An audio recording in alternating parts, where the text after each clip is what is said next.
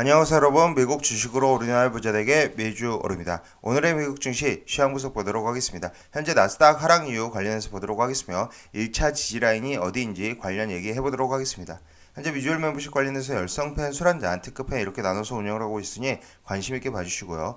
그리고 이제 지금 1차 지지라인 관련해서 어제 지금 텔레그램을 통해서 올려드렸었는데 나스닥 선물 기준으로 14,400선이 1차 저항선이다. 어제 오후 한국 시간으로 5시 25분에 이렇게 올려드렸었습니다. 일단 현재 기준으로 나스닥 선물 지수를 본다면 현재 14,460, 14,400선에 거의 근접을 했다라고 보시면 되고 일단 1차 지지라인을 잘 지켜주는 게 중요해 보인다. 1차 지지라인에서는 적극적인 매수도 지지를 해준다면 가능할 때이다라고 생각을 하고 있습니다.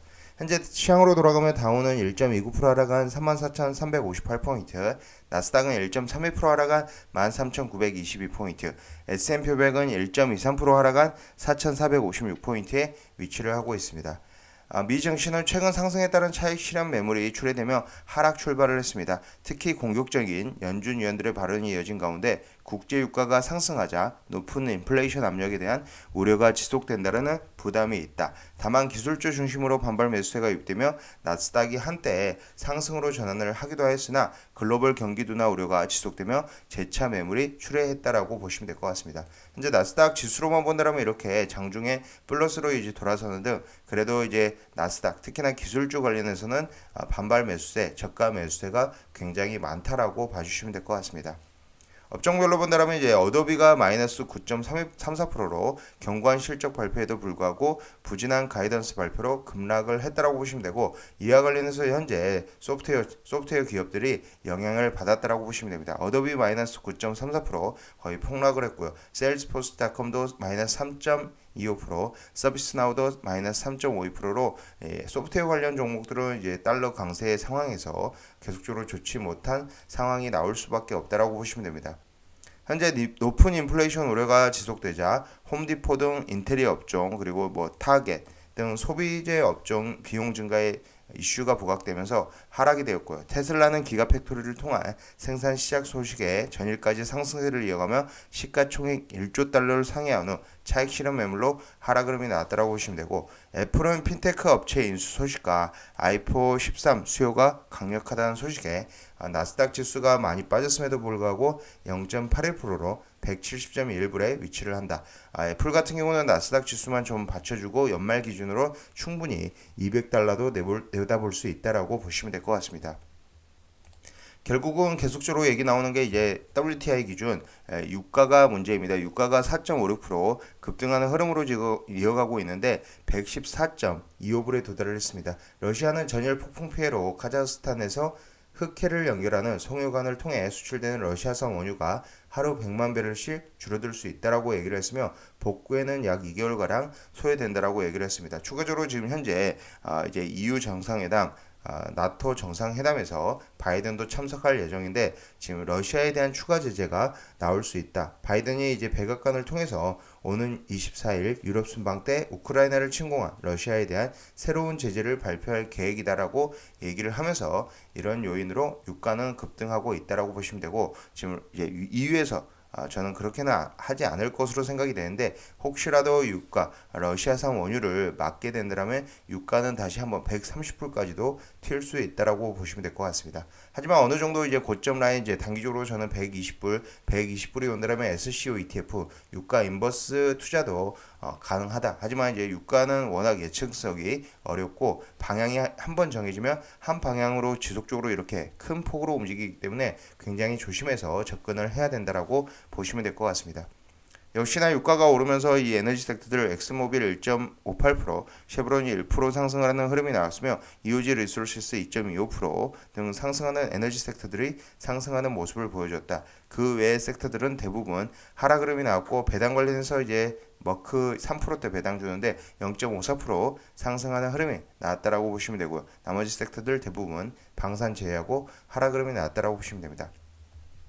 하지만 테슬라 같은 경우는 지금 굉장히 긍정적인 흐름, 물론 오늘 이제 긴 윗꼬리를 달고 떨어지긴 했지만 그래도 충분히 전고점 그리고 1200불까지도 내다볼 수 있다고 생각이 되고 지금 워낙 급등한 상태이기 때문에 그리고 과열 구간에 RSI가 64.82, CCI가 237.93으로 과열 구간에 지금 위치하기 때문에 한 번은 쉬어가는 타이밍이 올 수 있다. 그리고 볼린저 밴드 상단도 이미 뚫어져 있는 상태이기 때문에 이 100일선 부근에서 한번 쉬어가는 900불 후반쯤에서 한번 쉬어가는 타이밍이 나올 수 있다라고 보시면 될 것 같습니다.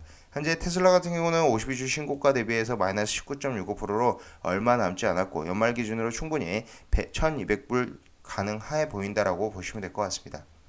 QQQ도 지금 오늘 쉬어가는 타이밍 나왔는데 마이너스 1.44% 빠지면서 351.83불, 현재 RSI는 54.79, CCI는 120.24에 위치를 하고 있다. CCI 기준으로는 역시나 지금 현재 단기적 상승에 따른 과열 구간이다라고 봐주시면 되고요. TQQ 역시도 지금 CCI 기준으로 114.15에 나타나고 있다라고 보시면 됩니다.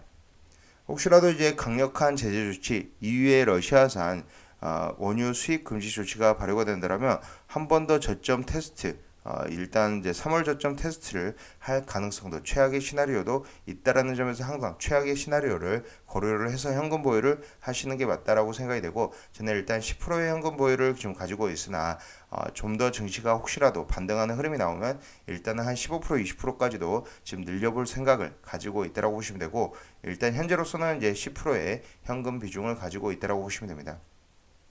특히나 이제 반도체 섹터 지금 현재 단기적으로 이제 엔비디아 많이 올랐었는데 GTC가 이제 재료 소멸 효과로 다가오면서 마이너스 3.35% 하락 흐름이 나왔고요. 엔비디아도 계속적으로 AMD도 계속적으로 부진한 흐름을 보이고 있고, 마이크론 테크놀로지도 마이너스 4%대 하락, 퀄컴도 마이너스 3%대 하락 흐름이 나오고, 장비주 관련해서 AMAT도 마이너스 3%대 하락 흐름이 나오면서 SRXL이 마이너스 7.33%로 큰 폭으로 빠졌다라고 보시면 되고요. 현재 SRXL의 21선 라인이 대략적으로 36불대에 위치하고 있으며, 볼린저 밴드 하단 부근은 다시 30불 아래에 위치하고 있기 때문에 일단 신중하게 접근을 해야 된다. RSI 기준으로 이제 47.9, CCI는 43.07로 그렇게 과열 구간은 아니나 그래도 반도체 SRXL 관련해서 반도체 종목들이 민감하게 이제 러시아 우크라이나 전쟁 관련해서 영향을 받고 있다. 아무래도 이제 소재 관련해서 이슈가 있기 때문에 지금 현재 민감한 영향을 받고 있다라고 보시면 될 것 같습니다. 결론적으로 봤을 때 현재 나스닥 기술주 투자를 이제 많이 하시는 분들은 테슬라, 애플 비중을 높이는 게 그래도 안정적으로 자금을 운영해 나갈 수 있지 않을까라고 생각이 됩니다. 지금까지 미주얼 영상 시청해 주셔서 감사드리고, 앞으로도 미주얼 영상 많은 시청 부탁드리겠으며, 일단 나스닥 선물 기준 14,400선 1차 지지를 잘 해주고 반등 나오기를 현재 바라고 있습니다. 제 영상이 마음에 드셨으면 많은 좋아요, 구독과 알람 설정 부탁드리겠습니다. 감사합니다. 미주얼이었습니다.